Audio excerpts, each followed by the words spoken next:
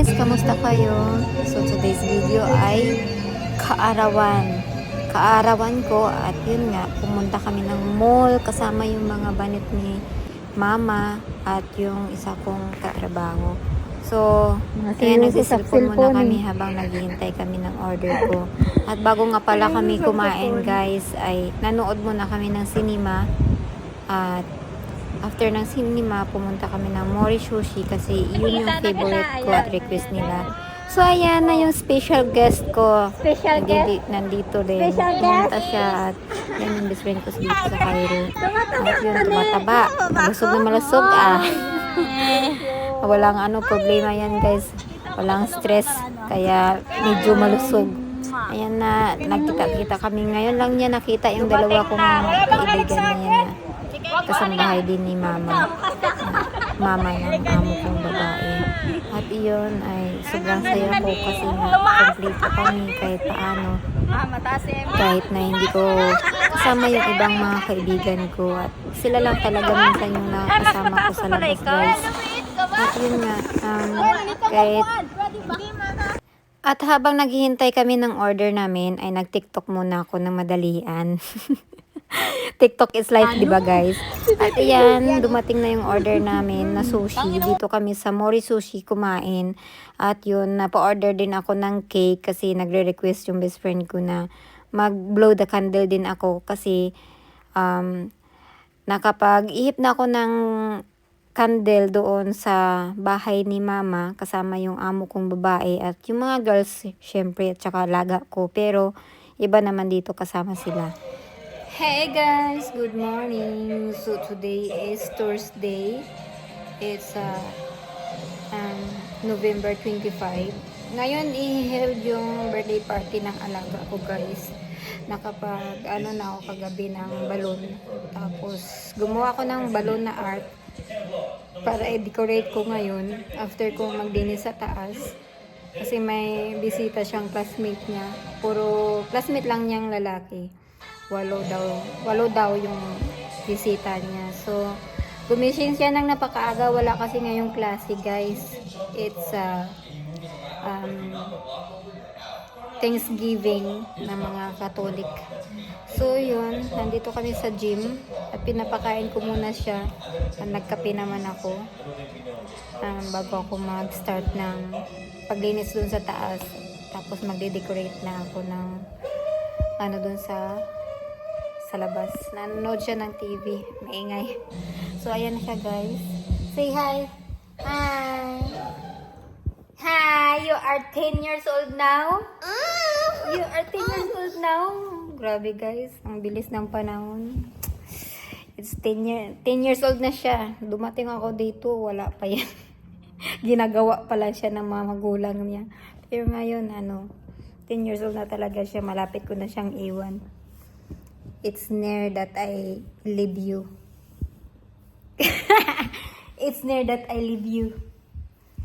Huh? Maybe you became 11 years old. I am not here already. 15. 15? Oh my God. 15 years old. How many years are you staying here? 5 years again. 5 years again daw guys. Oh my God. Nagkakataguyawat ako nung nakaraan kasi nga kakatapos lang ng period ko. Kaya yan. Yan na naman ako mga dark spot yan. Pero okay lang. At the age of 37, mukha pa namang bata. Charot. So, siyempre guys, habang tumatanda tayo, kailangan alagaan yung skin natin. Kahit mahal pa yan yung... Hindi naman as in na mahal yung skincare na ginagamit ko.